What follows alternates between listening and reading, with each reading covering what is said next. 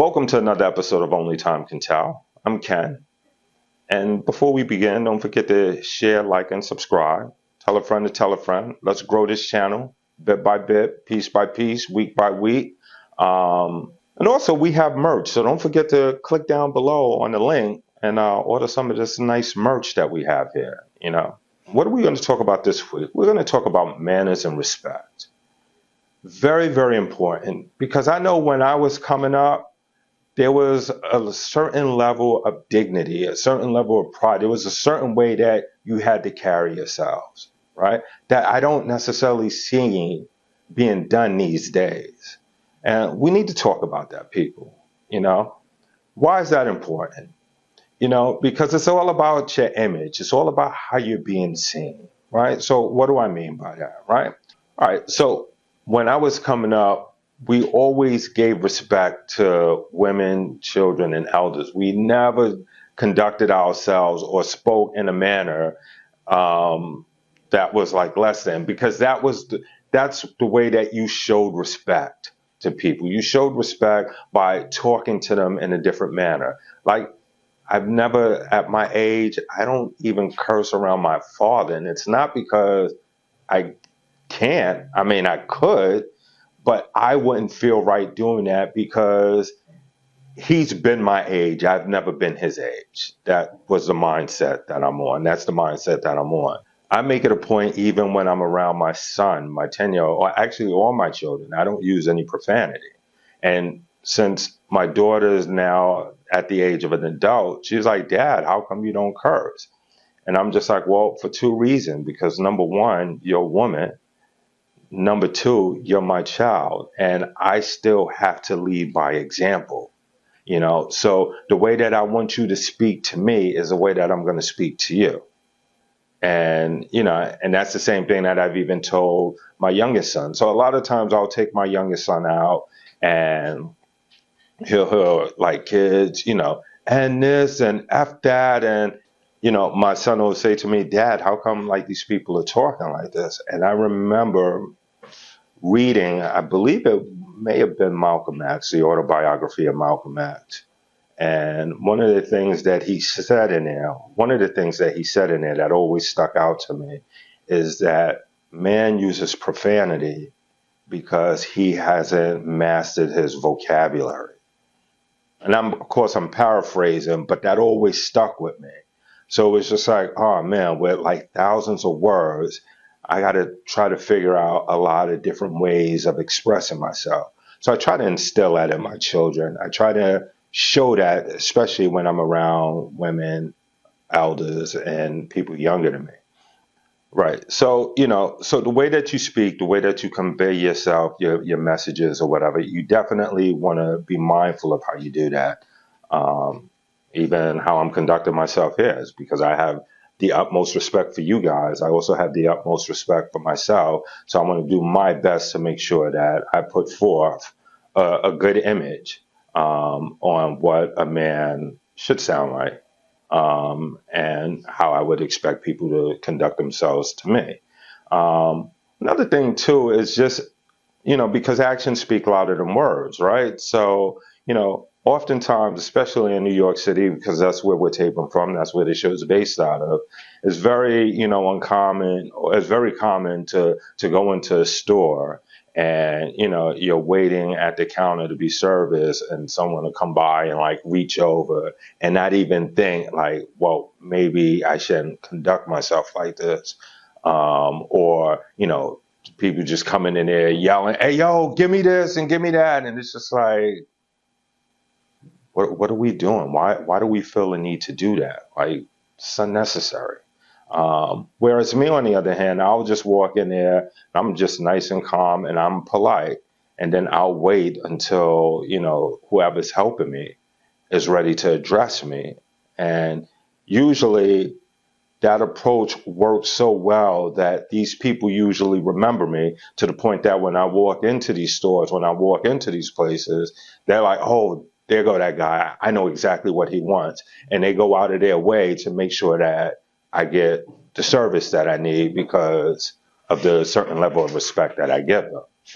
So that's very, very important, guys. You definitely, there's a rule of thumb. You want to treat people how you want to be treated. And not to take stuff personal too. You can't take this stuff personal because everyone has their own, stories that they're living, own things that they're telling. So try not to take any of this stuff personal. Case in point, I never forget when I was younger, I was working at this retail store, and in a retail store, one of the things you have to be is you have to be cordial to everyone. You have to be over friendly to a certain extent.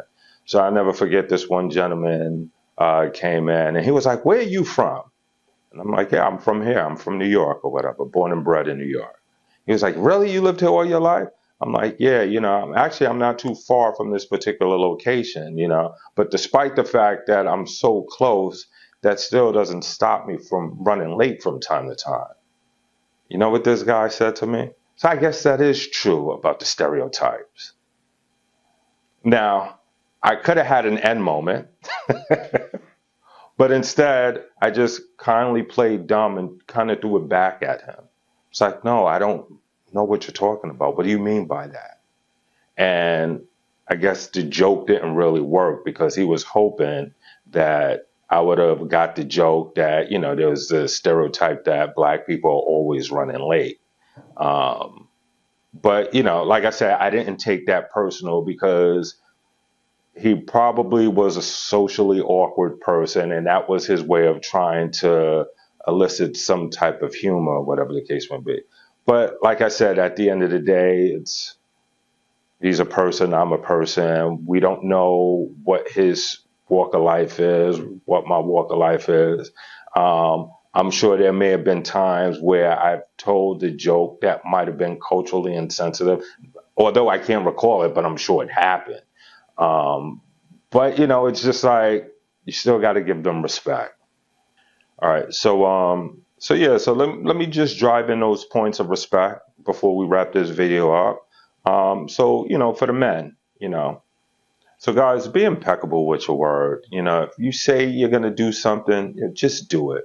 Nothing's more respectable than you basically being a person of your word and sticking to it. People would really, really appreciate that. Two, if you're in a relationship with a girl and she's getting on your nerves and you're thinking about possibly hitting her, don't do that. Just leave. It's not even worth it. I remember talking to a friend of mine, and he was in this long-term relationship with a young lady, and they broke up. And I remember specifically asking him, "Well, what was the point where you realized that it was time for you to leave?" And that's what he told me. He was like, "You know what, Ken? I got to the point where I felt like I was ready to hit her." And he was just like, once I got to that point, I knew it was time to go. And I respect that. So if you feel like you're at a point where you can no longer be the optimal version of yourself, it's time to leave, because you don't need to be in a situation that you make a mistake that has consequences that will take you years to get out of. We're not here for that. It's number two. And number three, right? When you do good deeds, right? Like holding doors, opening doors for people, do it because that's what you want to do. If you're doing it because you're looking for someone to say thank you, and then they don't say thank you, and then you find yourself getting charged and getting upset about that, then you're just as wrong as the person who didn't say thank you. The good deed should be its own reward. So if you're holding the door for someone, you should feel good knowing that you did something for somebody. And it doesn't matter whether or not they say thank you. They say thank you, that's an extra. But if they don't, you still did a good job. So stick by that. That's for my women. It's kind of the same for you too, right? Women, you got to make it a point to be more respectable, or you got to make it a point to be more mindful of your words. You definitely want to make it a point to, show respect. Women, be mindful of your words as well as your actions, because unfortunately, we live in a society where you will be judged by how you present yourself. And as a man, we're very, very visual creatures, you know. So if you're wearing provocative clothing, there's going to be a certain level of attention that may go along with that. Now, if that's what you want, cool, then rock out. But if that's not what you want, then you may want to look at that. You know, you don't necessarily want to draw a certain attention to you if you're not necessarily comfortable, especially since you can't control who's going to give you that attention from who isn't going to give you that attention. So be mindful of that. Also, watch how you talk to men, you know, because although men arguably can be physically stronger, you know, women, you guys are emotionally stronger. And a lot of times you use your words to tear people down. And at the end of the day, while arguably women want love, men want respect. And as long as you can give that man respect, you know, by not like trying to out argue him and going back and forth. Because when you're going back and forth, that's a masculine tendency, right? That's being competitive. And we thrive off of competition, you know, which is why sports is so big among men, because it's all about the competing aspect. So let's not compete, you know. If you feel a certain way and your man feels a certain way, you guys aren't seeing eye to eye, just let it rest and come back at it at a later time. And I know that's easier said than done, but it's a work in progress. You can do it. I can do it. We just got to keep trying. So keep working at it. And also, if you have children, you know, remember, you know, you're the primary teacher of that child. You know, so what you show that child, more so than what you say, but what you show is what the child is going to pattern themselves after. So be mindful of that, you know, because that's going to make a world of a difference in the future. Because at the end of the day, remember, as parents, we want to make sure we put out the best products that we can create. Our children are supposed to be the best products that we can create. And we got to continuously foster that and help that to grow. And we do that by our actions. So that's going to do it for this week. Let me know what you guys think. Don't forget to share, like, subscribe. So click down below. You know, get some merch, get some fresh drip. I'm sure we got some new stuff going on. And that'll do it for this week. I'm Ken. Peace.